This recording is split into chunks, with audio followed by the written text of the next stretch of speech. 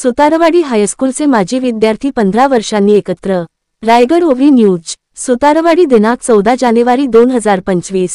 Harishchandra Mahadik, Sudhagad education सोसायटीच्या the ग तटकरे माध्यमिक विद्यालय सुतारवाडीचे SSC 2010-11 चे माजी विद्यार्थी सुतारवाडी कुडली येथील गुरुकृपा रिसॉर्टमध्ये तब्बल 15 वर्षांनी एकत्र आले।